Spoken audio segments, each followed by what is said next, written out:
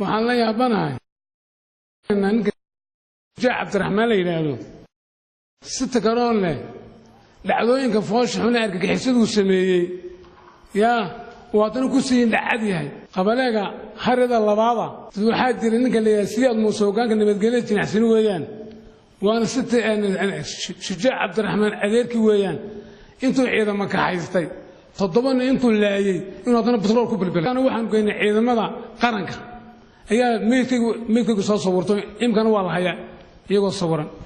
haddana si yaabanahay ninka nabadgelyo ay deegaankiisii la geeyay oo haddana ku siin dhacad waxyuu sameeyay agagaarka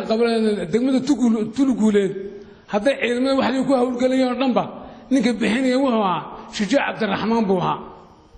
baabuurta cashuur dhaafka si loo siiyay ayuu rasaasayo iyo raashiga buu geynayay toddobadan waxa ka mid ah maxaan ku dhahay nimcaan maxamed aadan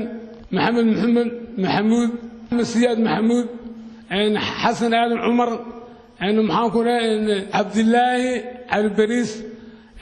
حسن محمود تضوضان وهالك إن كان محاكم يكون جبين يكون حسوقين إنك مالك لي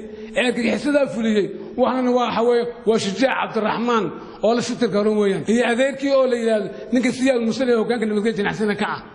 وحي فلكي فاش حما كدع ودن كودنبا waxa aaba ka shujaac عبد الرحمن waxaan oranay dawladda sharafta waxa ka codin maxkamadda soo saaro inka siyaad muuse hoggaanka nabadgelyada jinacsan wuxuu ku hawlgalayay gaariga maxaan ku leeyahay shujaac عبد الرحمن uu leeyahay sida garoon iska leeyahay ku hawlgalayay waana baabuurta cashuur dhaaf loo siiyay weeyaan waana baabuurta uu adeegsanayay inuu hubka iyo rasaasa ugu soo qariyo taanu waxaan la yaabanahay ninka ayr deegaankiisii la geeyay ee haddana cabanayaan la yaabanahay kasracaynkaasa todobada nin uu gubay oo magacaanta halkan ku cadeynay ciidamada qarankuna oo dulkayna maxaan ku dhahay meedkii sida uu gubeen ee naxariistarada nimankii kristanka oo ilmimay marka arkay meedkii soo galeen ma marxaati madoona waxaan oran lahaa dawladda sharafta leh ay hay'adaha sharciga waxaan oran lahaa raga ayaga in maxkamadda loo soo joojiyo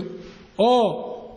cadaalad sharciga noo mariyo waxaan la yaabana daba xumadooda dadka daba ninka daba waxa sameeyay ee ilaa hadda soo indhacad isagoo nabadgelyo wadankiisii la geeyay ayaan la yaabanahay inuu sii hadlo waxaan u arkayaa nin maxaan ku dhiiga Soomaaliyeed si loo cabbi barto ma arkaano magacaygu waa Cabdi Maxamed Qaleel waxaana ka mid ahay dadkii dhibaatada ay ku soo gaadhay magaalada Hawaday ee maal iyo nafba halka ku beelay marka anigu waxaan la fadhiyay lixinan waxaan ka baxnay anigii inaan kala meeshii ka baxnay afartii kan la wadinteen dadka xasuuqa geystay dad la soo koobi karaya maaha waxa ka mid ah rag maal qabeena oo magacyadooda la wada garanayo sida maxaan ku leeyahay shujaac oo qalade oo sida garoomle shujaac iyo cidii la mid ah ayday maal qabeenada reeha waday oo hadda magacyadooda qofof ay lagu sheegi doono waxa laga qabto shujaac عبد الرحمن dilka waxa dadka lagu qalay lagu leeyahay isaga fangareynayay baabuurta jidka lagu maray isaga lahaa dilka Soomaalida haday Hawaday tahay haday Hariira tahay haday Tulli tahay shujaac عبد الرحمن ninka la yiraahdo city garoon lahaay isaga ayaa dilay cidda qolka la soo hadlo wada anaga ma aha kulka laga jiray